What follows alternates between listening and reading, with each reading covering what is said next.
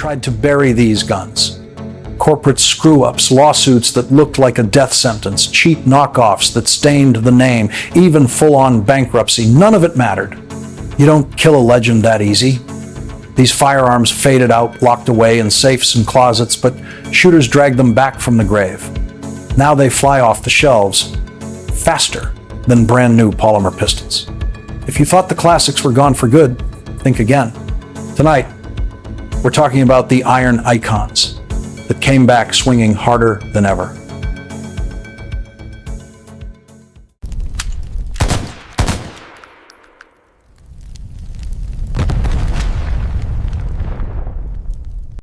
First up, the M1 Carbine. This rifle wasn't built to live forever. It was born for a narrow purpose: lightweight, fast, easy to sling across your chest when a full-size M1 Garand wasn't practical. World War II, Korea, Vietnam operators who didn't need the thunder of a 30-06 carried the carbine instead. Radio men, officers, paratroopers, when the fight got ugly, they leaned on this little rifle to drag them out alive. No, it didn't hit like a full battle rifle. It didn't reach out across long distances. But it made up for that with speed, maneuverability, and ease of use. After the wars, it slipped into the shadows. Military surplus dried up. The tactical world pivoted to AR platforms. Collectors snapped up what was left, and the rest got shoved into attics and gun safes. But then something strange happened. Shooters started looking back. Lightweight, low recoil, high capacity. Sound familiar? Suddenly, the M1 Carbine didn't look outdated, it looked practical again. Companies like Auto Ordnance began rolling out modern reproductions. Same look, same soul, fresh steel. Is it a long-range monster? No. Is it a flashy tactical rig? Not at all. But for fun at the range, stashing in the truck, or holding a piece of true American history, the M1 Carbine is back, and it isn't leaving anytime soon. Now let's talk about the Itaka Model 37, the silent killer that refuses to die. Forget the noise. The Itaka doesn't beg for attention, it just works, and it's been working since 1937. Other shotguns scream with rails, accessories, and gimmicks. The Model 37 shows up like a battle-hardened veteran, scarred, dangerous, and reliable as hell. This is the shotgun you hand over when you know the storm is coming. Its signature move? Bottom ejection. It spits shells straight down. No brass flying across your face. No dirt jamming the side port. For left-handed shooters, it's a dream, and for everyone else, it's clean, simple, and genius. This shotgun went to war. Navy SEALs lugged it through the jungles of Vietnam, sometimes fitted with muzzle brakes for room clearing. In its early days, it even allowed continuous fire, hold the trigger, pump, and it kept blasting until the fight was over. That feature eventually vanished, but the spirit never did. The company changed hands, production stopped, the name itself shifted for a time. None of it mattered. Real shooters never forgot. Modern Model 37s are still all steel, built in the USA, tougher than plenty of shotguns that cost twice as much. No hollow plastics, no flimsy shortcuts. Just that unmistakable pump sound and a reputation you can't buy. It isn't flashy, it isn't trendy, but it's still standing and it's still lethal.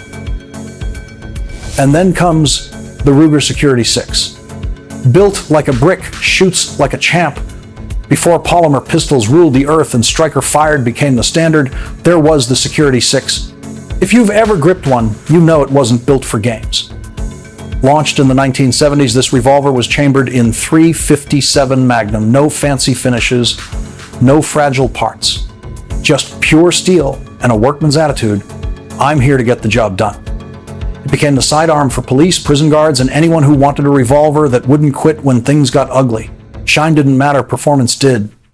You could drop it on concrete, run it filthy, slam it around in a squad car, and it kept going. The frame was thick, internals simple, and unlike most revolvers, it didn't have side plates that loosened over time. It was designed like it knew it would live in a glove box, stuffed under car seats, or riding hard every single day, and it liked that role. And if you thought that was impressive, wait until you hear what happened when a lever gun got dragged out of its grave. The Marlin 1895 came back not as a museum piece, but as a working statement, a tool for hunters who refuse to trade stopping power for politeness. Imagine a short-barreled lever action that punches like a freight train, chambered for 45-70 loads that will peel, brush, and drop heavy game inside tight timber.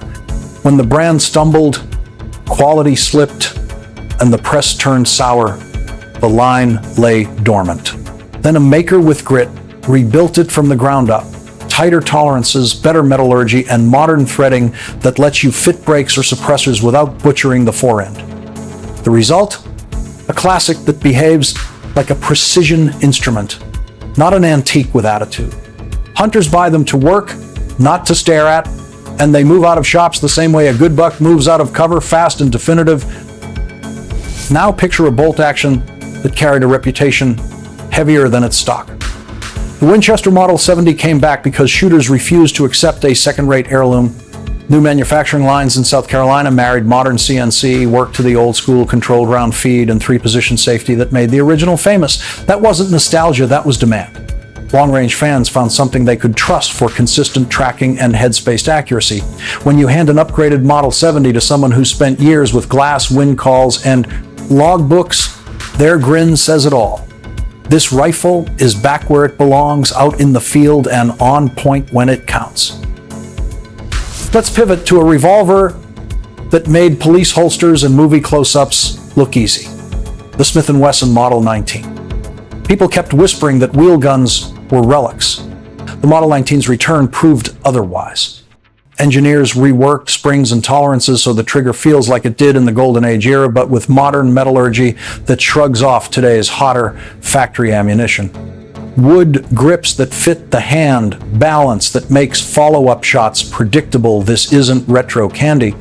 It's a service-grade revolver reborn for daily carry, range duty, and those collectors who actually shoot what they own. And then there's the story of the Colt Python, a comeback that felt like watching a king reclaim a throne. Colt took criticism, retooled the internals, and crafted a stainless steel iteration that still turns heads. The Python's smooth double action and that distinctive ventilated rib barrel aren't just cosmetic, they're part of a package that rewards precise hands with surgical grouping. When it returned, buyers lined up like it was a limited issue miracle, because frankly it was. Finally, the Remington 870 saga reads like a lesson in resilience. When corporate collapse left the pump in limbo, the market punished and panicked. But practical users demanded a fix, not an excuse. New custodians addressed fitment issues, smoothed actions, and corrected machining errors until the 870 felt like the workhorse it was always meant to be. Field models that once squeaked now run clean, change barrels fast, and accept 1,000 miles of tough use without complaint. Here's the through line. These aren't mere vintage resurrections. They're functional revivals. People bought them because they wanted tools that would keep working when the wheels came off. Everything else. These comebacks are not romance, they are demand-driven engineering married to tradition. The market didn't resurrect memories, it resurrected purpose. What comes next is messy, loud, and expensive. But it will be honest, because every one of these comebacks shares a common heartbeat. Shooters refused to let corporate mistakes erase proven steel. When bean counters cut corners, when lawyers forced recalls, when cost-cutting left action bars gritty and revolvers underbuilt, the people spoke and the market listened. You don't shelve millions of rounds of lived history. You don't bury rifles that carried paratroopers into Normandy or shotguns that cleared huts in Vietnam. You fight to bring them back because they were more than products, they were lifelines.